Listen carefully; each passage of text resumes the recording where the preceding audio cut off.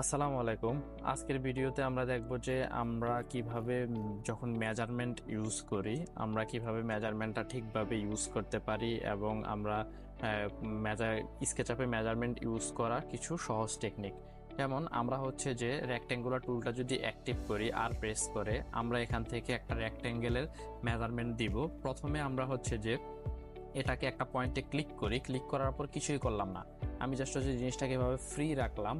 এখন অন্যান্য সফটওয়্যারে কি হয় যে আমাদের হচ্ছে যে ডিমেনশন দেওয়ার জন্য সাইটে যাইতে হয়, গিয়া তারপরে হচ্ছে যে ওয়াইড এবং লেন্থের যে ডিমেনশনটা আছে সেটা দিতে হয়।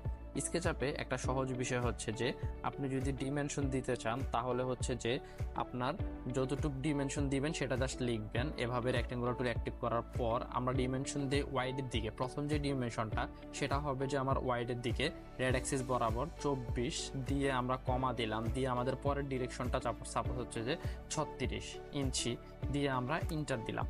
ইন্টার প্রেস করার সাথে সাথে আমরা হচ্ছে যে আমাদের এই যে ডিমেনশনটা আমরা দিলাম বা আমাদের মেজারমেন্টটা আমরা দিলাম সেটা আমরা পাচ্ছি। এখন আমরা যদি এটা পরিমাপ করি যে ট্যাপ মেজার টুল দিয়ে এখান থেকে এতটুক আমাদের রেড অ্যাক্সিস বরাবর আছে 24 মানে 2 ফিট, আর এখানে 36 ইঞ্চি বা 3 ফিট আমাদের গ্রিন অ্যাক্সিস বরাবর আছে। এভাবে আমরা হচ্ছে মেজারমেন্টটা দিতে পারি।